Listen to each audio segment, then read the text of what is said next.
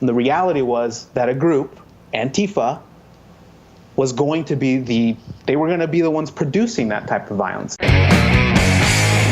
I'm really glad to have this next guest. I think we agree on very little policy-wise, but that's also why I wanted to have him on. This guy has a brass pair. He wrote some articles, I think in the Salt Lake Tribune. He's actually one of the founders of Indivisible Utah. And then we'll take it from there. You can follow him on Twitter at Aguirre, Aguirre84. That's the gringo way of pronouncing it. Donald Aguirre, how are you, sir? I'm good. How are you doing? I'm doing well, thank you. You're taking your life in your hands coming on the show, first off, so we appreciate it. You said you had some friends who wanted you to punch me forcefully. Yeah, they said punch him hard for me. Yeah. And then somebody told me that you were going to make me eat my lunch today. And it depends. If you brought a boxed lunch, I would allow you to on air. It's a pretty relaxed atmosphere. Well, this stemmed from, obviously Indivisible Utah. Ben Shapiro spoke there, and we were there. We did this video on Antifa, and I saw that you posted that video first off. Now, is that where you got the first reaction from your colleagues? So it came in two waves. Okay. The first reaction was when I submitted that opinion piece to the Tribune. I got messages saying you sound like a self-loathing liberal or a hateful liberal to yourself. Right. And that was the first time. And then the second one was after the event when I saw the video that you guys made. Not made. You guys didn't fabricate that. I mean, I saw the raw footage after you guys released that. It's pretty bad. I watched the first one. Yeah. And I mean, you got to call it how it is, I think, when it comes to bad behavior, dangerous behavior. I mean, I wasn't the only one. The good thing is that people on what I guess my side who watched that video also had the reaction of, oh my God, what the hell is this? People luring people back to possibly hurt them. I mean, political ideology kind of just, it falls to the wayside. Like that anybody who is interested in civil dialogue and our society can see that that's not good. Right. And so, yeah, I got reactions when I posted that video. In fact, I got a reaction from someone that was in that video. I forget the person's name, but they work at the U. Okay. And you guys called them out specifically that they were encouraging some of this behavior. They made a comment on the Facebook post that, when I shared your video, and it kind of just went from there. And The funny thing is, outside of the hidden camera footage where we released the raw footage, most of it was pulled from a lot of news, like a lot of professors there, the Black Lives Matter activist. And let me ask you this. You wrote in your piece, you said, listen, Ben Shapiro is a lot of things, but he's not a white nationalist. So let's put the Antifa thing on the side and go back to it. That struck a chord with me because I've always said, he's a notorious Jewish Nazi. I mean, I get that you probably disagree with Ben on a whole lot. Sometimes I wanna lay one on him. Ben is smug, but he's a brilliant kid. Let me ask you this. The left, they call him a white nationalist, or they call him a Nazi.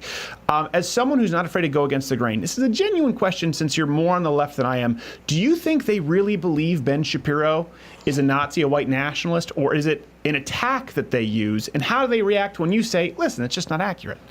Okay, so I'm glad you asked that because I really think that this comes from a purely emotional place. I think it's coming from raw emotion of angst and not knowing in which direction to take that angst to properly address the actual issue. One, I think it's coming from up high, I guess, when you have groups that are being led by people that get caught up in having to retain attention. Right. I'm going to call it out right now. I saw the video that Lex Scott said that he's the most dangerous man on the planet. Right. And that's ridiculous. He's not the most dangerous man on the planet. I would say the leader of North Korea, Putin, Trump to a certain degree, there's some dangerous crap there when it comes to people that can make these big decisions that affect your lives. Ben Shapiro, I don't know, what does he weigh? 150 pounds, 160 pounds? I'm not going to do the carnival barking because he's doing CrossFit, so I don't want to get it wrong. Oh, but, good. Yeah, but he's a fit, compact man. But you're probably in the ballpark. Yeah, and not only that, did you watch his speech, by the way? I did. So I woke up the day that the tickets were being distributed. I got up at 6 a.m. and I thought, I'm getting up at 6. I'll drive to the U. The U is only like a 30-minute drive from where I live. I'll get a ticket because I want to attend. I want to go watch this. And I got there, and there was already like 1,500 people in line. Okay. And they had like 400 tickets, so I wasn't able to get in, but I went to the event anyway, and I hung outside, and I interviewed people. I talked to Trump supporters, Ben Shapiro supporters. I talked to a bunch of people, and since I couldn't get in, I had it playing on the YouTube link that was available, so I listened to that on the audio while I interacted with people at the rally that was outside. And the one thing I can say is that every single does not have all the information. They have pieces of information that maybe fit their narratives, but they don't know the entire story. I asked Trump supporters, did you know that Ben Shapiro supported Ted Cruz? They had no idea. I asked people if they knew that Ben Shapiro was a Jew. They had no idea. So there's a lot of missing information that I think caused emotions to run high on all the different sides. Did you pull a large sampling of blind people who couldn't see the yarmulke? I mean, you have to ask at a certain point, there's a plus minus of 100% here. Yeah, it really, I mean, I watched you, and the funny thing is, the first time I saw your stuff, I thought, is this guy a liberal? Is he a conservative? Where does he fall on things? Because it was fun. It was funny to me as someone who, I guess, after this, people will say, you're not even on the left. You're not a liberal. You're capitulating to the right. You're this and you're that. I don't care what they say. I know what I think. But sure.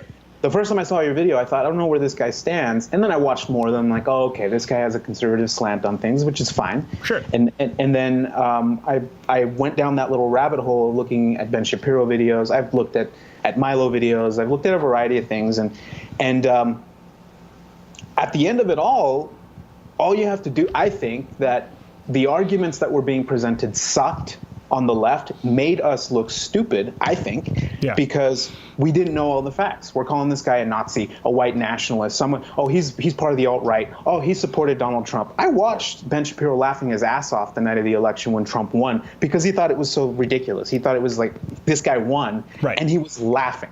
So. And that only took me a couple clicks to find. Well, that's that tribalism that you see. I mean, listen, we in the primaries, I supported pretty much everyone but Trump. When it came down to Trump versus Hillary, I'm like, okay, I see the argument, but people just go, you're an alt-right Trump supporter. It doesn't matter what you are. That's an umbrella term that's been used. Let me ask you this. Going back to first off, did you hear anything particularly incendiary in Ben's specific speech at Utah? Okay, there's one thing that stood out to me, but I wasn't calling, an emergency line to talk me off the ledge about it. Right. I looked at it as an opportunity. There was one situation, there was one specific moment in his talk where he was talking to somebody that I know that was in the audience, who is the chair to one of the Democratic parties in one of the counties here in Utah. And the question was about societal value of gay marriage, of same-sex marriage. Mm-hmm. And Ben Shapiro started off with, if we're talking about promiscuity and if we're talking about maybe the spread of disease, then yes, there's a societal value there. And I heard that and I thought he did that on purpose. He obviously did that on purpose. I know that he'll let liberals or people that lean to the left to ask questions first. He lets them ask questions first. He lets them to the front. So I know that. And so I know that was kind of a setup. He's also he's entertaining the crowd. It's not like he's not, And then it went into the whole, if we're going to define, the value of marriage, it has nothing to do with those things. It has everything to do with the reproduction of children, with the production of children. And the person who asked this question, by the way, who's the chair of the Democratic Party in Utah County, is gay. And so it was very civil. It was like, okay, then that's it. He sat down and that was the end of it. I know that there were people that watched that and said, oh, this guy is hateful. He hates gays. He hates this type of person and that type of person, when that's not the argument that should be made. The argument that should have been made, I think, and I'm not a constitutional lawyer. I think Ben Shapiro is a constitutional lawyer. I'm not exactly sure what his law practice is, but the argument to be made is if we're going to define that value of marriage is the production of children, then how do we explain heterosexual couples that can't produce children? If it's children themselves, then what about same-sex marriages, same-sex parents that raise children, that give a stable home in the house? Sure.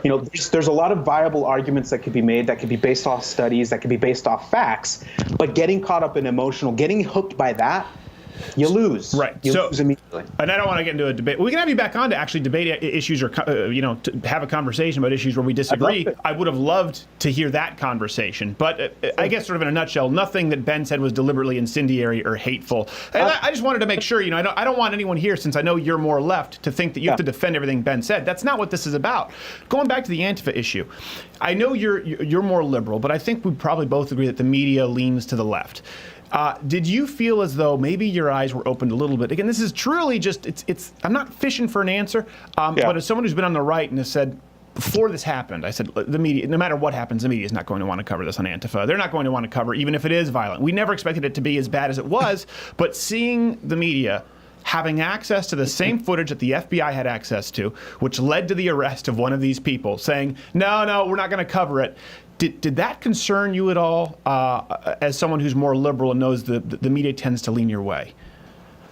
I'll tell you what concerned me. What concerned me was the journalistic integrity that needs to exist when a journalist, when someone wants to deliver the news. And by the way, I'm a university student, and I'm studying journalism, and that's something that I enjoy very much. I love to read, and so I want to know facts, and I want to know, well, what was the story? Give me the facts, and let's dissect that.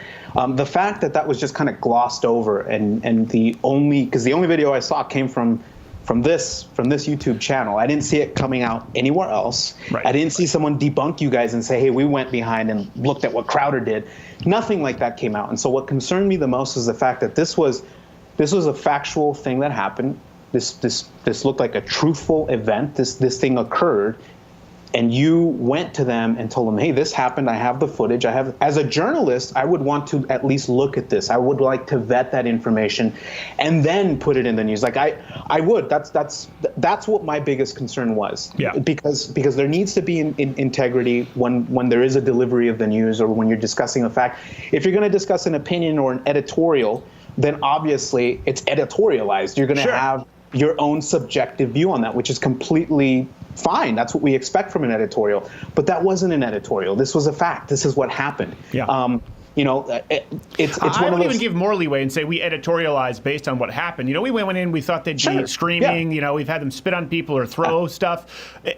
But when they handed Jared an ice pick? That was, what was it? Yeah. It was an ice pick and some kind of shank. And a knife. I'm not up to date. A shank shiv. I don't know the verb versus noun. When that happened, he texted us and said, they just handed me a knife and a shiv, and they're going to get more. And we said, get out of there, get out of there, get out of there, get out. We pulled them out. So then we went right away to the police, to the feds, and the media.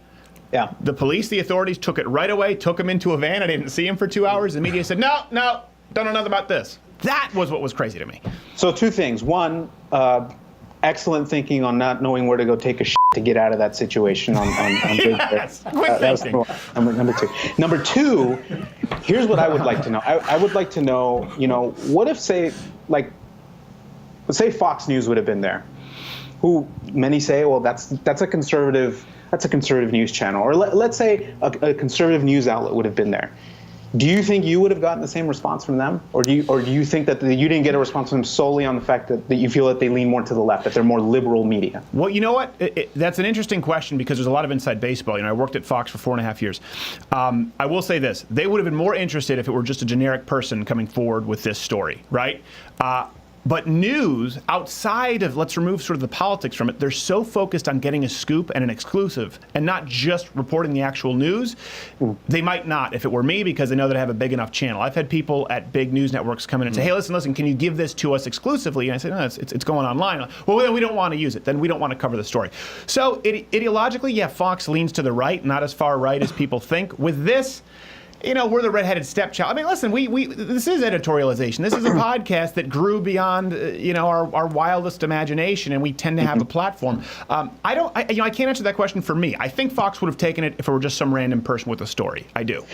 I know that. I'm not sure if you guys over there have recently seen it. It just came out yesterday or the day before. The Washington Post had they released something on a woman who had approached them from. They say she came out of a building in the New York offices of Project Veritas. Oh, yeah, the James O'Keefe thing. The James O'Keefe thing.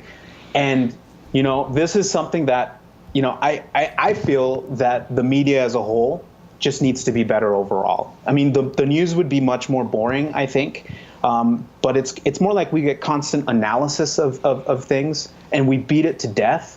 That is just constant analysis. It's always breaking news of the same shit that, I'm sorry for. That's okay. Don't worry about it. It's the same stuff that just keeps coming out, when the reality should be that, this information, like that specific video, I seriously was shocked. My friend and I, a couple buddies of mine that work with me, I showed them the video, and they were like, "Oh my God, I was planning on going there. I was going to take my wife, or I would have gone with my kids. I would have gone there." And then they saw that video and they thought, why wasn't this on the news? Why did nobody report this? Why did this not get reported? And so, it's one of those things where we were decrying, and when I say we, I mean, us on the left, we were decrying Ben Shapiro coming because of, if there's going to be violence, and because he's hateful, and because of this and because of that. And the reality was that a group, Antifa, was going to be they were going to be the ones producing that type of violence if it came down to that. Luckily, it did not. I'm so glad that didn't happen. But I've been getting flack for calling out Antifa from the very beginning. Well, let me ask you this specifically. Antifa, why have you chosen, before our video, to not get behind Antifa? And why is it so hard for the left? It's not hard for me to say, hey, the rallies with the guys with the tiki torches, we're not with them. That's just as disgusting to me. And running someone over with a Dodge Challenger, awful, terrible. Why is it the left can't do the same thing when Antifa, whether they're sucker punching people at an airport or this is happening in Utah? And why did you have the foresight? I don't understand it, because it seems like you're reasonable. I would imagine there are more like you on the left than we'd like to believe. Plenty. I wish I could answer that with 100% certainty, but I think what it comes down to is, again, it comes down to a level of angst. There's a level of anxiety that needs to be talked down, but in order for it to be talked down, people have to be open to listen. I think losing or ceding the moral high ground, or any moral ground, forget the high ground, but ceding any sort of moral position to a group that incites violence doesn't win the public over. And I think looking at peaceful protests, honest dissent, that is done in a peaceful way, that's done in a way to where you're bringing in more voices, that whole level of inclusion to get your ideas off the ground, that's proven to be more successful, always will be more successful than any sort of violent, tactic. You at that point, you risk the eyeballs of the public to go along with you. You risk them just stop listening to you by doing that. But I think that it comes down to the fact that some of these groups, and some of them, I know these people personally, I know that they're well-intentioned when it comes to, I'm just really scared. Well, that fear and that anxiety can only be brought down with more reading, with more self-investigation, with your own opinion. I was a registered Democrat, and I was a Democratic delegate, and I'm still registered as a delegate for them. But now I'm an unaffiliated voter, and the reason I went that route is because I want to be free. I want to be free of any sort of political party that tells me I have to go this way and I have to go that way. I don't want to be used as a pawn. I'd rather make up my own mind on those things. Right. And some people might say, "Oh, you got red pilled or something." No, that's gonna be the headline. Red pill, Donald Aguirre. Okay, well, listen, Donald, we do have to go. I would love to have you back. I appreciate you taking the time. And listen, I think what you're talking about, we took a big risk with the Change My Mind segment. Yeah. It's just real conversations, completely unedited. We have 3 of them, and they'll go on for an hour. People watch them, and they're getting over 1 million plays. It's the opposite of cable news. It is sit down, listen, change my mind, or I change yours. That's it. And I do think there are a lot of people out there like yourself who are willing to listen and have a conversation. By the way, it doesn't mean that you don't need you can't have firm disagreements. You ever watch Parliament? You ever watch how they insult each other very politely? But it's pretty rough. All right, we do have to go. It is at Aguirre, DAGUIRRE84. Show him you love him. My guess is you'll be getting a call from Dave Rubin next. Donald, thank you for being on the show, sir. Have me again, man. I'd love to come on. Absolutely. Right? We'll be back. Hey, if you like this video, subscribe by clicking the button that says subscribe. If not, there's a strong chance that you're an Armenian genocide denier. Wink, wink. I think you know what I'm talking about. But head on over there if this isn't the channel for you. I'm sure you'll find something there that you deem very insightful and informative. Also, I request that you come back here afterward and immediately leave a negative comment, because we read those and those affect our lives directly. We care about them because we care about you.